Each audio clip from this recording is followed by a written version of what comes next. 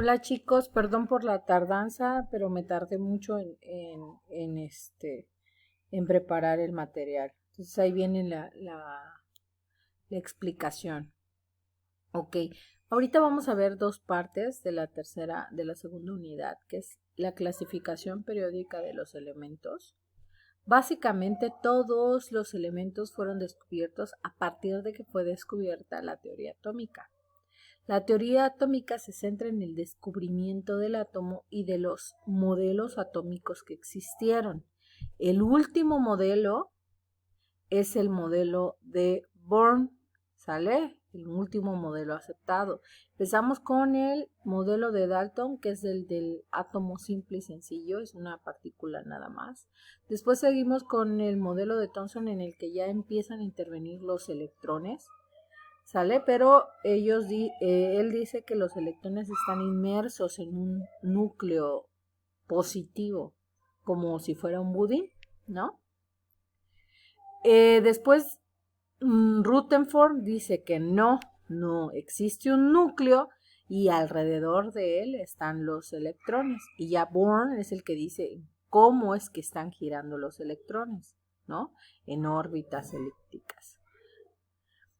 El átomo está compuesto, como nosotros sabemos a partir de todo este proceso de la teoría cuántica, de tres partículas, el electrón, el protón y el neutrón. ¿Sale? El electrón es el encargado de ganar o perder. Los protones son los átomos, las partículas positivas, los electrones, las partículas negativas, y los neutrones son las partículas neutras. Estos a su vez están compuestos por quarks. ¿Ok? Aquí tenemos como ejemplo la tabla periódica, pero ¿cómo está dispuesta la tabla periódica? Una vez que ya se identificaron qué son los átomos y cómo están compuestos, vemos que hay distintos tipos de átomos, es decir, distintos tipos de elementos. Entonces, se ordenaron en una tabla periódica como la que podemos ver, que esta es una de las últimas que han habido, y se ordenaron de la siguiente forma, en 7 filas, que son estas, y 18 columnas, ¿sale? A estas columnas les vamos a llamar grupo y a estas filas les vamos a llamar periodos. Aquí tenemos cómo se dividen, se subdividen estos grupos, ¿no? Está compuesta por 7 filas o periodos y 18 grupos, ¿vale? Así también están ordenados de acuerdo al número de energía que tienen, a la cantidad de energía que tienen. Es decir, están ordenados en 1, 2, 3, 4, en 4 orbitales, los orbitales S, los orbitales D, los orbitales P y los orbitales F, ¿ok?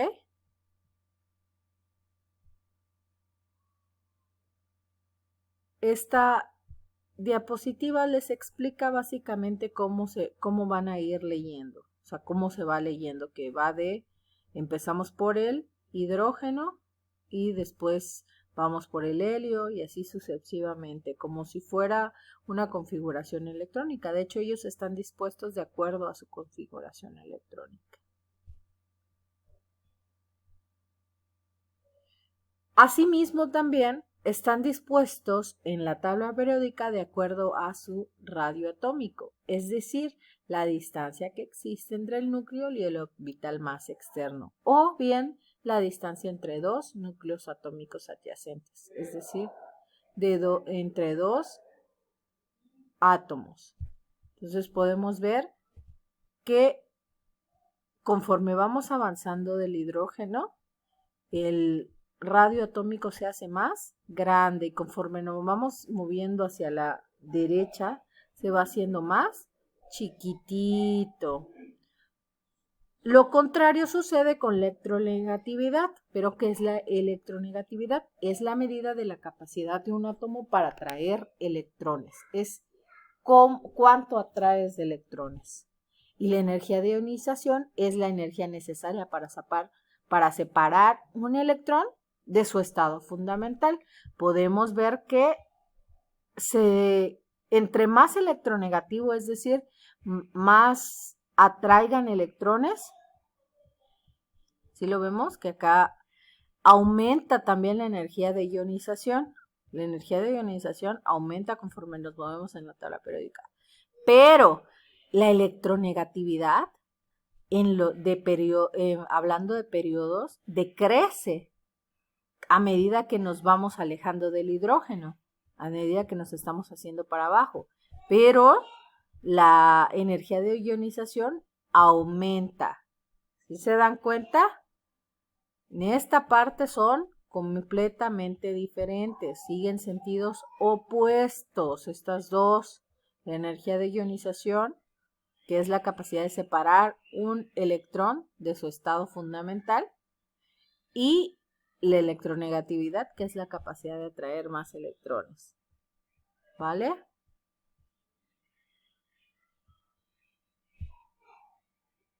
A mayor número atómico, mayor es el grado de compactamientos de los átomos, por lo tanto, más alto será el punto de fusión. Esta tabla les explica los puntos de fusiones de los diferentes materiales. Podemos ver que los más altos se encuentran exactamente en medio, por arriba de los 3000 grados centígrados.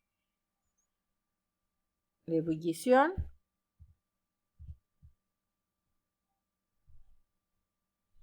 Y ahora vamos con la parte importante, que es el número. El átomo está compuesto en la tabla periódica, por el número atómico, que realmente nos está diciendo cuántos electrones y cuántos protones existen. ¿Sale? Nos dice también la masa atómica, es decir, cuántos átomos tiene y cuánto pesa. Nos están dando también los neutrones, ¿ok? Ahora, los neutrones, ¿cómo los vamos a calcular? Restando la masa atómica del elemento menos el número atómico. Hagan favor de llenar esta tablita, de hecho la tienen en sus actividades. Los isótopos, ¿ok? Son átomos del mismo elemento, como por ejemplo el hidrógeno. En este caso tenemos los isótopos del hidrógeno, pero tienen de diferente algo. Su masa atómica es diferente. ¿Por qué? Porque tienen más neutrones. Por ejemplo, el deuterio tiene un neutrón más. El tritio tiene 2 neutrones más. Y recordemos que el neutrón está en el núcleo y es el que aporta la masa. Eso lo vimos en una de las primeras diapositivas. Déjenme lo recuerdo. Acá está. El neutrón es el que representa el número másico. ¿Ok? Entonces, por lo tanto, pueden ser del mismo elemento, simple y sencillamente su masa atómica es diferente, a eso se le llama isótopo. Aquí dice, ¿cuál de los elementos son isótopos entre sí? Recordemos que Z es el número atómico, entonces para que sean isótopos tiene que tener el mismo número atómico. Acá tiene Z igual a 6, Z igual a 6, correcto. Ahora A, habíamos dicho que es masa atómica. Entonces la masa atómica va a ser diferente. Esta es de 12 y esta es 14. Correcto. Estos dos son isótopos. La X y la Q.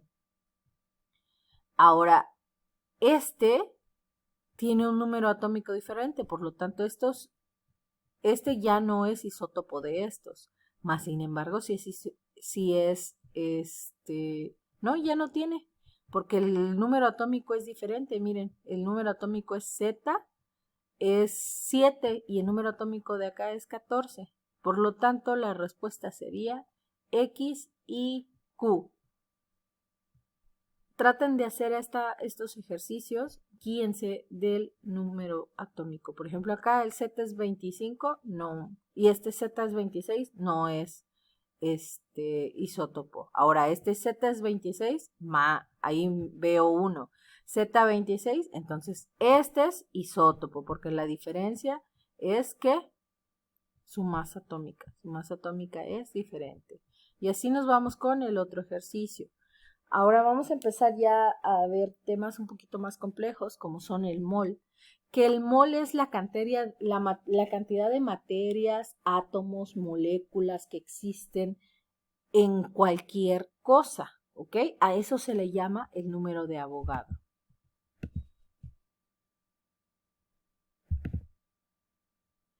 Y para, por ejemplo, hacer un análisis de moles, necesitamos el número de Avogadro. En este caso nos están pidiendo calcula la masa molar del azúcar. ¿Qué es lo que tenemos que hacer? Buscar la fórmula del azúcar y ver cuántos carbones tiene. En este caso tiene 12 carbones. Pero ¿cuánto pesa cada carbón? Pesa 12 gramos. Ahora, ¿cuántos hidrógenos tiene? Ah, no, que tiene 22. ¿Y cuánto pesa el hidrógeno? Ah, pesa 1 gramo. Y saco la sumatoria. Aquí sería 12 por 12, 144. 1 por 22, 22. Oxígenos. ¿Cuánto pesa el átomo de oxígeno? No, que 16, eso está en su tabla periódica. ¿Pero cuántos tiene? 11. Entonces el peso total de un mol de azúcar es de 342 gramos. El volumen molar es el volumen ocupado por un mol de cualquier sustancia. Ojo, el número que más vamos a utilizar es el de 22.4, a menos de que nos lo estén especificando en el problema de que es un gas molar estándar. Con la palabra estándar ya sabemos que vamos a utilizar el número de 24.4. Y listo. Aquí les presento cómo vamos a poder cambiar de litros, de moles a litros. ¿Cuántos moles hay de litros a moles? Se hace una regla de 3 usando la equivalencia. Un mol es igual a 22.4 litros. ¿Por qué? Porque no me están diciendo estándar. Entonces, ¿cuántos litros tengo? 200 litros. Y sé que un mol de ozono es igual a 22.4, por lo tanto tengo 8.9 moles de ozono. Ahora dice, ¿cuántos litros hay en 39.57 moles de hidrógeno? Es lo contrario. Ahora tengo 39.57 y sé que un mol de cualquier sustancia, en este caso de hidrógeno, pesa 22, es igual a 22.4 litros. Y así sucesivamente. Lo que ustedes tienen que hacer es seguir estas instrucciones. Primero convertir, si les dan metros cúbicos, siempre transpórtenlos a litros. Y de litros ya van a poder utilizar la misma equivalencia que utilizamos en ese momento. Acá, por ejemplo, les está pidiendo encontrar el número de átomos. Ojo, aquí ya vamos a ocupar el número de Avogadro. Ok, entonces el usar el número de Avogadro nos va a servir para que una vez que tengamos moles de lo que queremos encontrar, vamos a hacer una regla de 3 y un mol de lo que queremos encontrar es igual a 6.23 moléculas. Una vez que encontremos las moléculas, lo único que tenemos que hacer es ver cómo está compuesta nuestra molécula. En este caso, vemos que una molécula de tetrafluoruro de azufre está compuesta por una molécula de azufre y 4 de ¿quién? De flúor. Por lo tanto, analizamos lo siguiente. Por ejemplo, acá nos están pidiendo cuántos átomos de azufre y cuántos de flúor. Bueno, en este caso, en total existen 5 átomos por una molécula, pero no es una molécula, son 5.37 por 10 a la 25. Por lo tanto, lo que hacemos es, en este caso estamos separando, ¿no? En una molécula de tetrafluoruro de flúor, de tetrafluoruro de azufre, perdón, existen 4 moléculas de flúor. Entonces lo que haces nada más es una regla de 3. En una molécula existen 4 átomos. Entonces tienes 2.15 por 10 a la 26 átomos. Hacemos lo mismo para el azufre. Ahora en una molécula existe solo un átomo. Y al final, si nos dijeran, o si no nos dijeran de flúor ni de azufre, ¿cuántos átomos hay en total? Pues lo único que tenemos que hacer es contar cuántos átomos hay en la molécula. En este caso existen 5, entonces sería 5.37 por 10 a la 25 moléculas por 5.